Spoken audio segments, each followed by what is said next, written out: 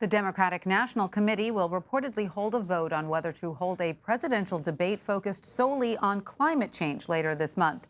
At least a dozen Democratic candidates support the idea of a climate-only debate. In a statement in June, DNC Chair Tom Perez said the party does not want to host a single-issue debate. He said any candidates who create their own climate debates will be barred from future DNC debates. Since then, both CNN and MSNBC have signed on to hold climate-focused town halls.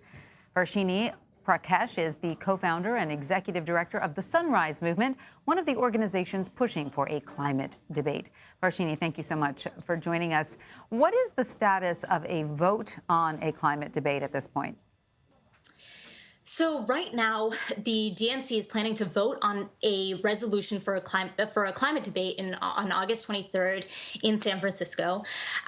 Unfortunately, we have seen in the last week that Tom Perez has actually introduced a resolution saying that Democrats are doing enough on the issue of climate. Republicans need to do better, and that lauding the climate forums and town halls that MSNBC and CNN are putting forward.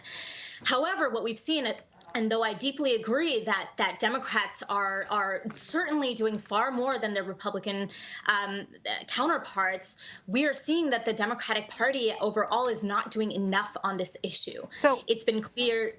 So how then is your group pressuring DNC members to hold a climate debate?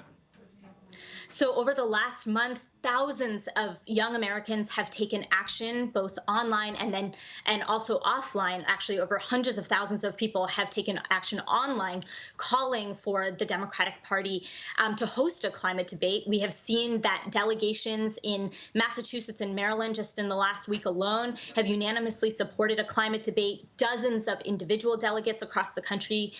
We have seen presidential candidates like Jay Inslee putting pressure as well. And we've seen a tremendous increasing momentum overall, calling for a climate debate, really putting into question and forcing our presidential candidates to talk to one another and debate one another on a national stage about this issue. We saw that in the Miami debates, over 18 million people tuned in. However, for these climate forums, they oftentimes have much fewer viewership, just in 1 to 2 million people. And we need to make sure that the greatest existential threat of our lifetimes is receiving adequate attention and debate. So just in terms of a venue for getting the message across, you want a larger audience. And I just want to ask you, though, the Democratic debates have so far included questions about climate change in some capacity. So if the DNC ultimately decides not to hold a climate-centered debate, what questions would you still want to hear answered? Yeah, I think there are so many questions we want to hear being asked. We want to know what is the scale and the timeline that these presidential candidates are going to pass climate policies and plans on. We can't be waiting till 2050 or beyond. It's too late a date for my generation. I want to know, what are these presidential candidates going to do to ensure that the most vulnerable among us, people living in low-lying nations, people who are poor and low income, people who are communities of color that are often hit first and worst by climate disaster, what are we doing to ensure that climate policies like a Green New Deal are going to bring those communities alongside with us? And not left behind. I think we also want to know, what does it look like to actually have a just transition for fossil fuel workers and workers in adjacent sectors that might be displaced due to the climate crisis and due to the transition away from. Okay, in 2018, the Sunrise Movement endorsed a slate of candidates, including Representatives Alexandria Ocasio-Cortez, Ilhan Omar, and Rashida Tlaib. Will you be making endorsements for president in 2020? We do plan on it. Right now, we are going to be, we're undergoing an education process with all of our membership across the country, educating folks on the differences between the different candidates and getting people ready to vote on which candidate we actually think we should support. So we plan to make an endorsement either in late 2019 or in early 2020. All right. Are there any specific presidential candidates you find worthy of consideration at this point? Yeah, I think there are a few that are really leading the pack. Jay Inslee unfortunately hasn't been leading the polls, but he certainly has been a huge boon to the the Democratic field more broadly. He's released over 150 pages of policy at this point, ranging from environmental justice to agriculture to the building sector and transportation and more. We've seen as early as this past week, Elizabeth Warren and Pete Buttigieg releasing pretty significant plans for a Green New Deal for rural America.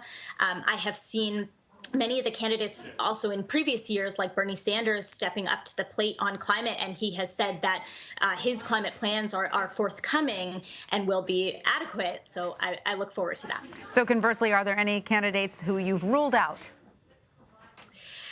I think there are a number of candidates like John Hickenlooper, like John Delaney, who have shown up to every single debate, who have been really poo-pooing the Green New Deal and aren't really understanding the scope and scale of the crisis that we are in and the level of action it will take to stop it. So they will not be getting your vote. All right. So, you brought up Jay Inslee. He wrote a Seattle Times op-ed this week called "State-Led Climate Goals Like Washington's Will Lead the Way."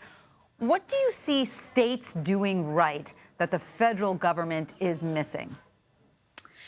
Well, I think we have seen such a number of victories, just even in the shadow of the Trump administration over the last few years. In the last 7 months alone, we have seen New York State pass one of the most ambitious pieces of climate legislation we have ever seen, the Climate Leadership and Community and Protection Act. We have seen Maine, the state of Maine, actually bring the Maine AFL-CIO, labor partners, and other organizations together at the table to create a Maine Green New Deal. We've seen it in Washington state. We've seen it in New Mexico. These are actions that are taking place that are actually addressing the scale of the crisis at a local, municipal, and state level. And I think that the federal government really needs to take a page out of the state's books and really address the issue as well. Now, your organization is pushing for the Green New Deal. Why back that over alternatives like a carbon tax or a straight transition to clean energy?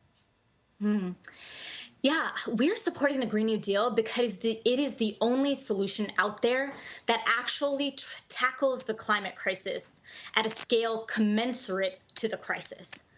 And it is the only plan out there that adequately incorporates both racial and economic equity at the heart of solving the climate crisis. You'll find in polls, actually, that the Green New Deal, despite the onslaught of attacks by Fox News and the Republican Party, has actually sustained and withstood a significant amount of public support. 77% of young Americans of both political parties support it, 55% of rural Americans, 65% of Midwesterners. It enjoys tremendous support, far more than something like a carbon tax does. And frankly, things like a carbon tax just aren't adequate right now.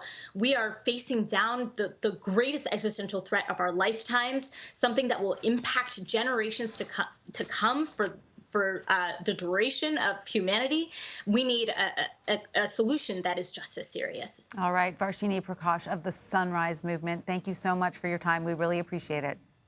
Thank you for having me.